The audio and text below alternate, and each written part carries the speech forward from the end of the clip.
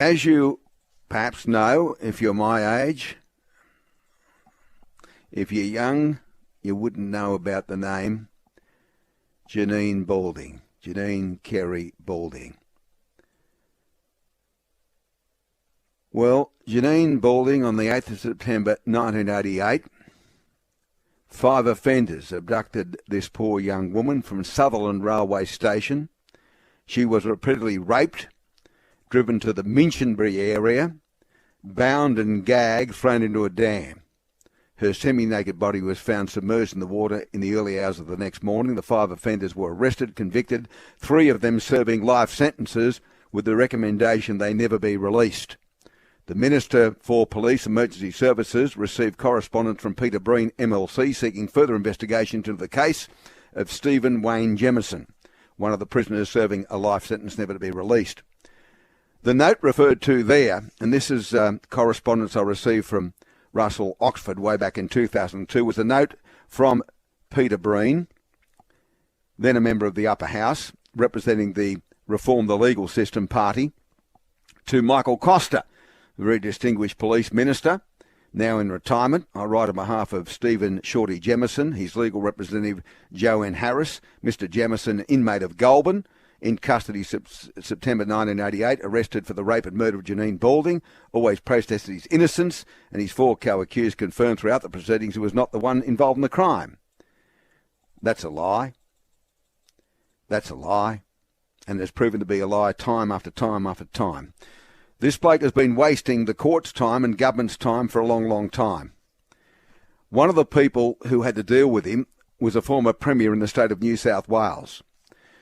On July 19, 2006, 4 years after he made that first submission of many, Peter Breen's 10-week career as a Labor MP, it was reported, came to a swift end after his party could not contain his outspoken views on justice. The Premier Iemma forced his resignation after Mr Breen wrote about his support, which he called the kind of love, for 2 or 3 men convicted over Janine Balding's rape and murder in 1988. Breen was originally elected in 1999 to the Upper House on the Reform the Legal System ticket and long campaigned for one of those convicted, still today, Stephen Shorty Jamieson.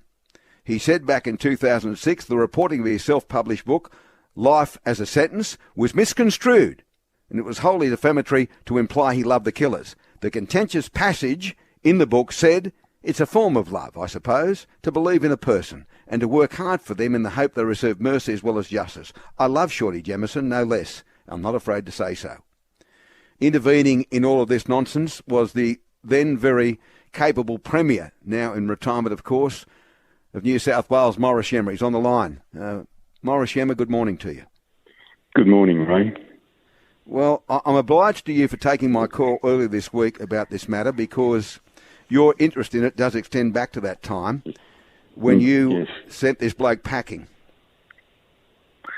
And that's where he should be sent again. Never to be released should mean just that. This was one of the most horrific crimes in New South Wales history. A court of law determined beyond a reasonable doubt that these people were amongst the worst criminals that we've ever seen.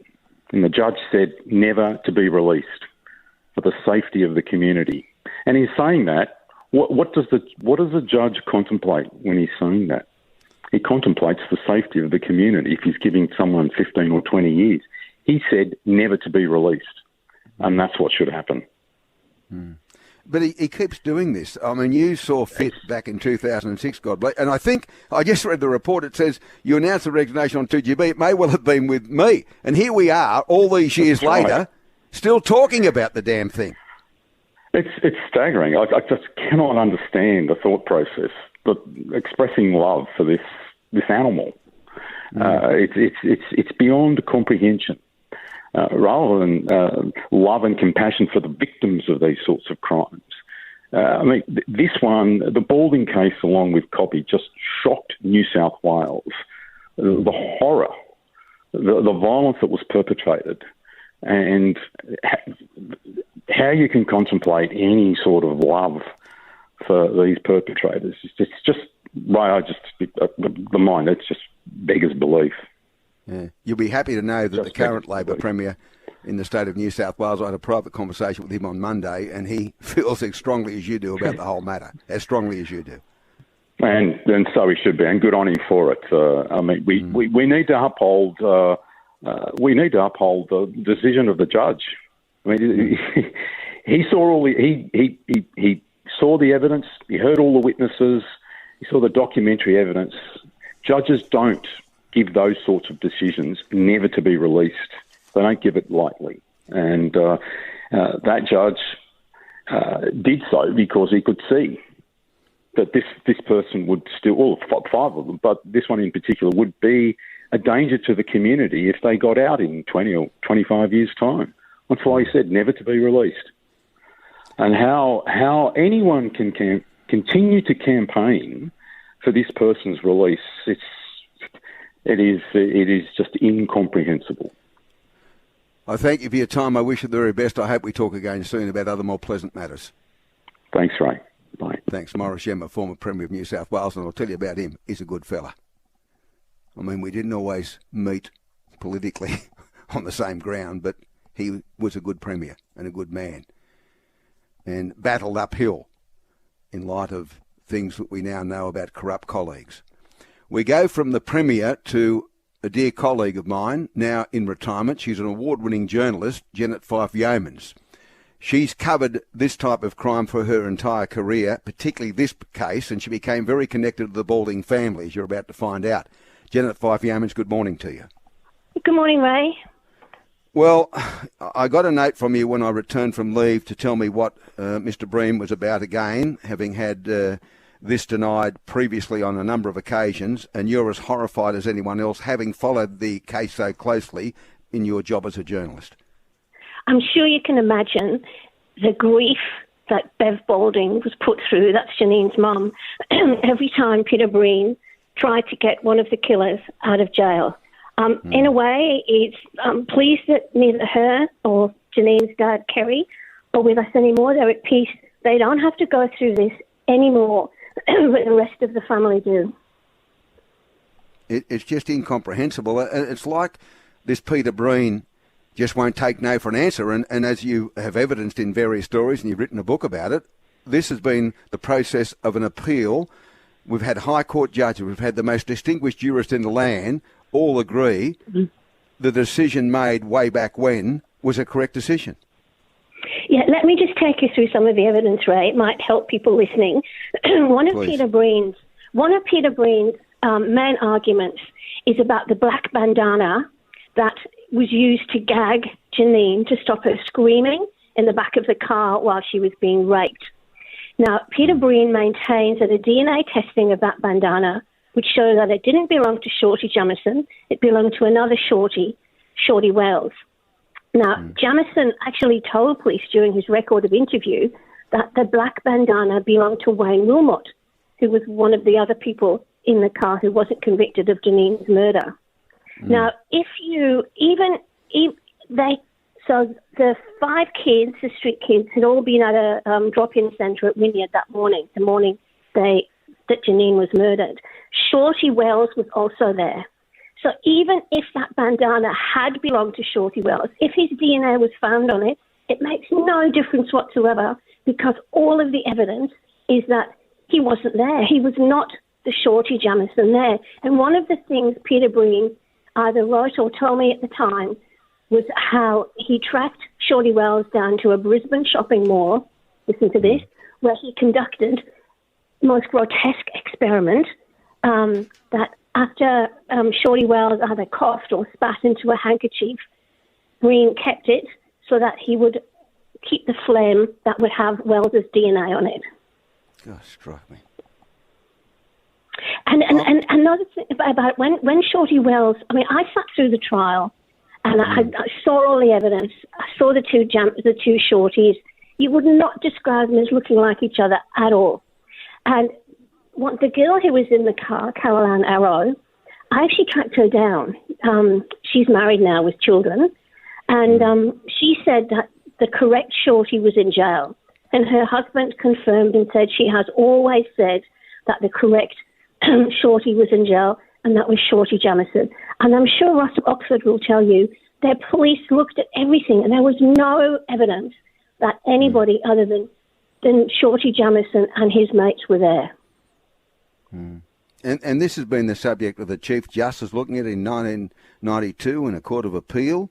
It's been the subject of appeals over that period of time. And here we are again, and you may have heard me mention earlier that the Attorney General says to me, it's been taken via another path, not a petition to the Governor, but rather a direct application under the Part 7 Crimes Appeal Review Act of 2001 to the Supreme Court. And it's back there again, yet another waste of valuable court time on something not deserving of any court time. But somebody has to be in there to argue on behalf of Janine's family. You're correct about it going through all of these appeals. And Murray Gleeson, who was Chief Justice of New South Wales at the time when they heard the appeal in the Court of Criminal Appeal, described all of these claims about the other Shorty being there as a tissue of lies. Now, Murray Gleeson went on to become the Chief Justice of Australia, and I think he was a pretty decent and, very, streetwise judge who knew what was happening. He said it was a tissue of lies. And also, Peter Breen, in my opinion, has mistaken. He has read into the evidence what he wants to read into it, which other people wouldn't have read into it, such as Shorty Wells admitting that he was the Shorty that was there. Well, he did. He's a paranoid schizophrenic. He will admit to anything. But he had the colour of the car on. He said it was red, not blue. He actually he had the number of people in the car on, where they were, where they went. And he will just confess to anything, including, as he said, having killed a priest when he was 14. It just has to stop somewhere, Ray. I'm really pleased that you are bringing this up again. But I just don't know when this will rest. We're talking about over 30 years and appeals and inquiries, and there's no fresh evidence. Unlike in the Kathleen Folbig case, where there was fresh evidence, there is no fresh evidence here at all.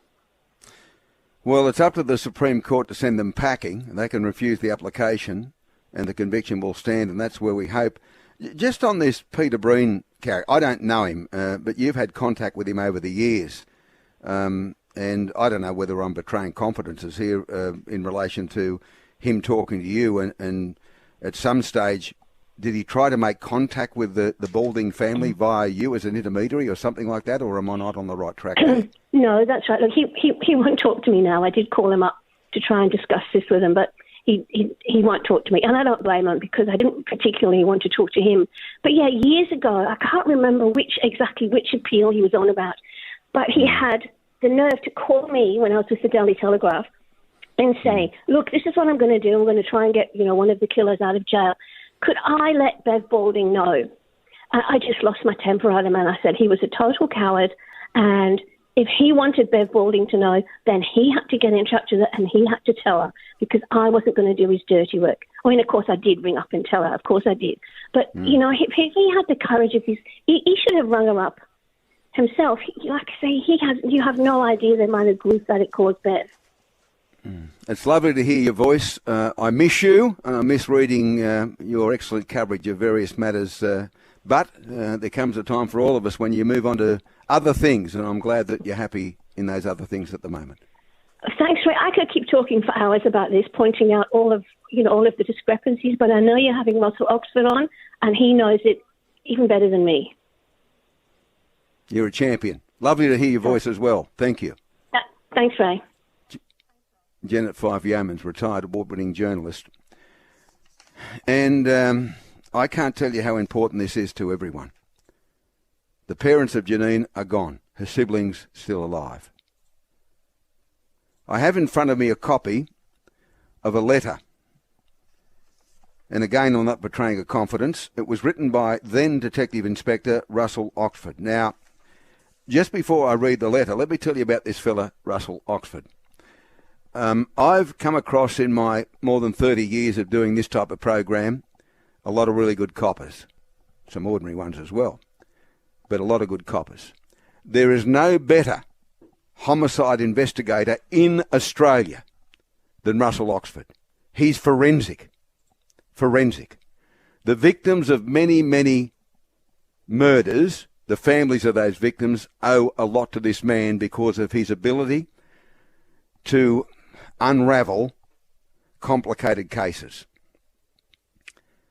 In this letter, back in, as I said, 2002, after there was a letter sent to the then Police Minister Michael Costa, now retired, it says issue. Stephen Wayne Jamieson, convicted of murder of Janine Kerry Balding, Minchinbury, 8th of September 1988. Background.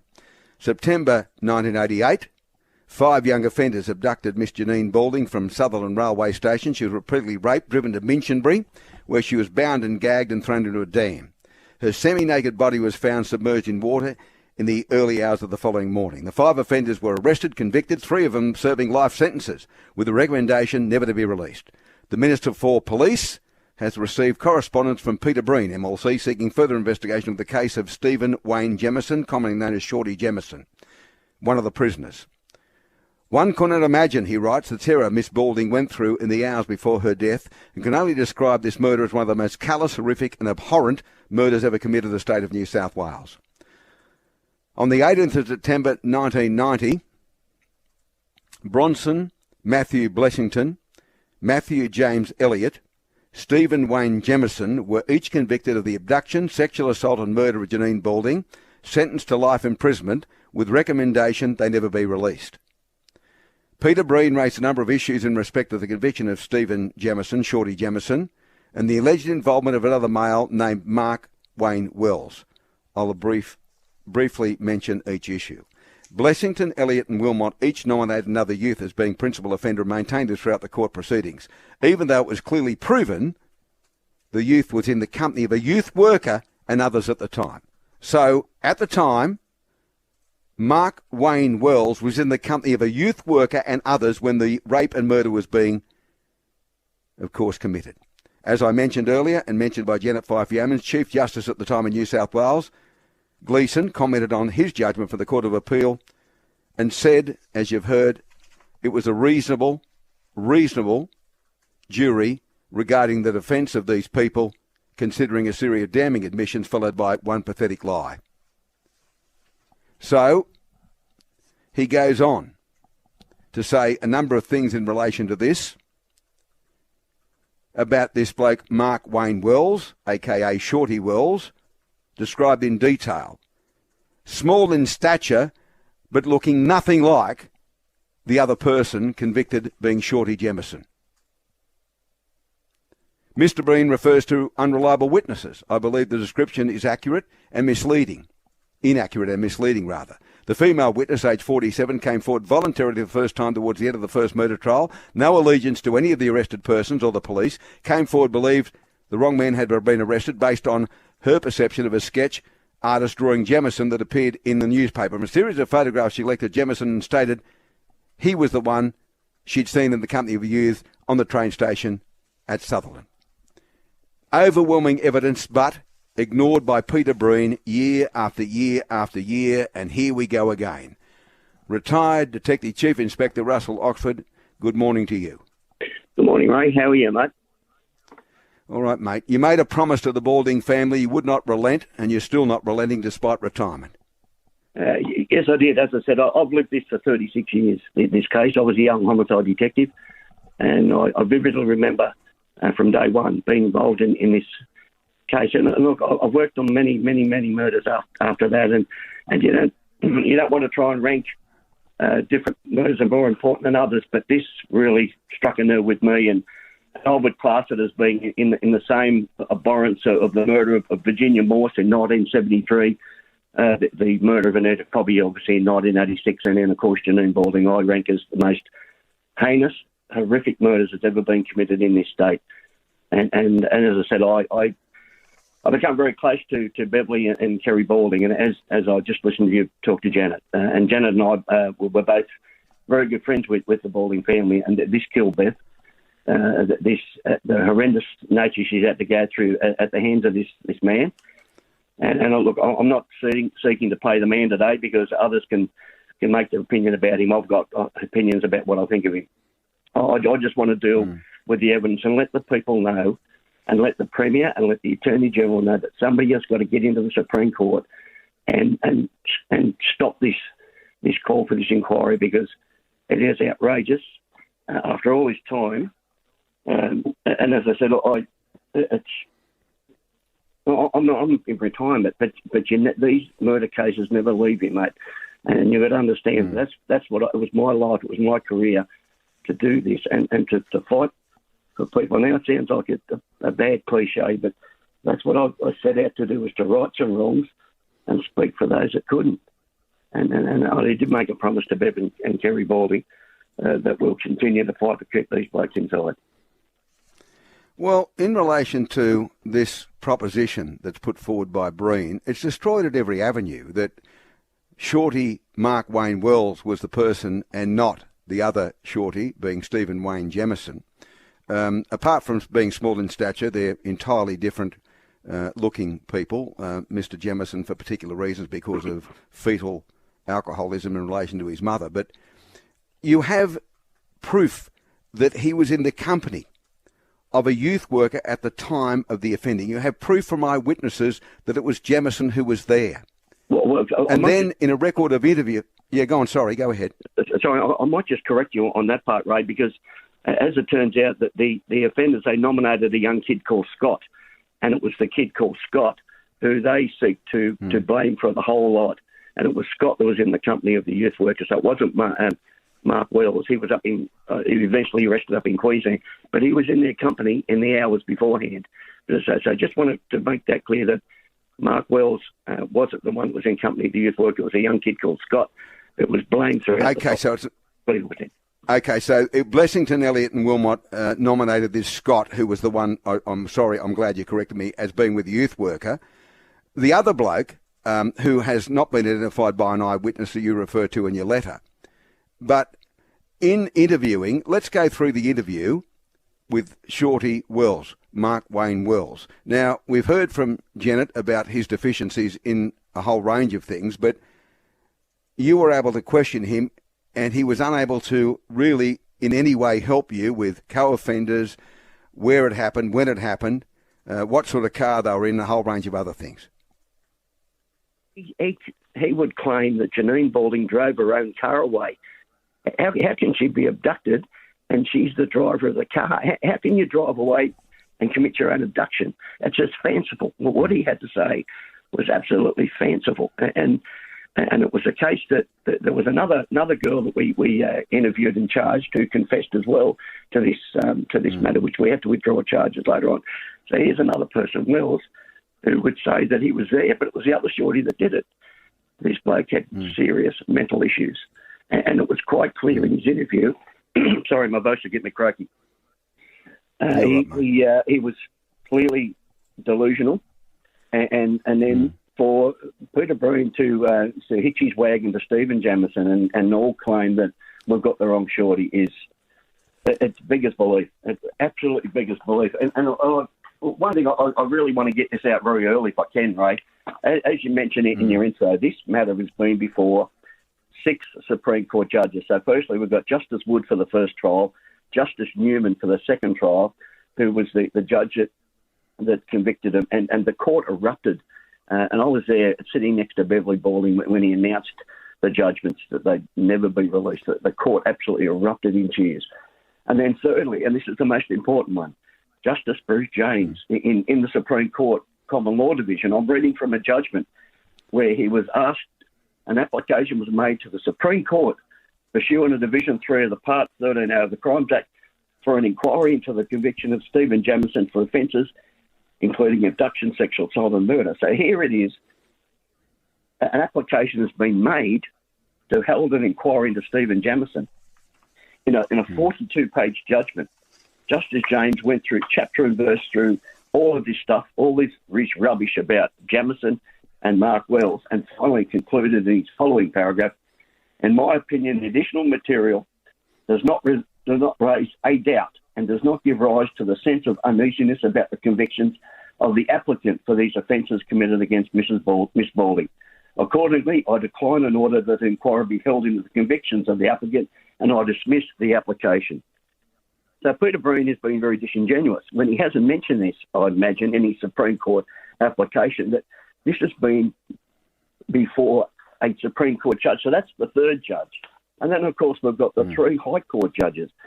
And, of course, we've got the 3 judges on the Court of Criminal Appeal. So I count 9 judges that this the most eminent legal minds in our country. And all the killers were represented by senior counsel and QCs. And also, too, Peter Breen, he commissioned an inquiry into the actions of the police through the Police Integrity Commission. So now we're seeking for, and the Police Integrity Commission conduct an in-house inquiry, seeking to say that the police were corrupt and that we'd framed his client.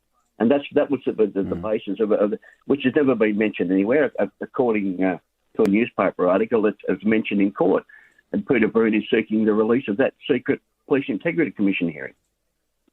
So, as I said, it's just farcical, and I'm incensed. I'm really, really incensed that we're at this stage after 36 years, he thinks he's smarter than 9 Supreme Court judges and eminent counsel in this state. It staggers me, mate. I get very angry and emotional about this. but someone's got to speak up for the family of Janine Bolding at this Supreme Court application, and I welcome the opportunity to provide any information to the Premier and the Attorney General when they have to reply to the Supreme Court. I welcome a chance to speak for them. Well, I think the most salient point out of all this, if I get a copy of what Justice James had to say, I'll make sure that goes to both the Premier and the Attorney General, and they should be able to make representation. Even though the Attorney General says, it's nothing to do with me. Well, it's in the Supreme Court. You've got to be represented there, Attorney General. You've got to have someone there, and you've got to have someone in possession of the words of one of the appellant court judges, including that of Justice James, as enunciated by Russell Oxford here today. Anyway, mate, the fight's not over, but it's only just beginning, as it's beginning way back in 1988 and continues through Mr. Breen. And I'll fight him tooth and nail every inch of the way on behalf of the Baldings, on behalf of yourself, Janet Fife-Yeomans and everyone else involved. Just before I go, Ray, as I said, I can continue on with the ramblings that Peter Breen's mentioned in the Hansard of the counsel when he talks about Bronson Blessings and he was the murderer. And then in the next paragraph he says, and I'll quote, in the case of Anita Cobby, at least one innocent man is in jail forever, and in the case of Janine Balding, at least 2 innocent men are in jail forever. And this was mentioned in the Hansard. And you also get a mention too, as does Janet, when he spoke to her, and she screamed like a banshee, and he would call him an idiot. It's just, but just before any mention, be it, yeah, sure. No, sorry, sure. I interrupted you there. Sorry, mate. No, mate. Any negative mention of me by Mr. Breen, I'll wear as a badge of honour. Listen, before I go, Ray, I just on a personal note, mate, I watched the news story the other night, and I heard your voice tremble as you had to break the news to John Singleton about the sad death of his young daughter.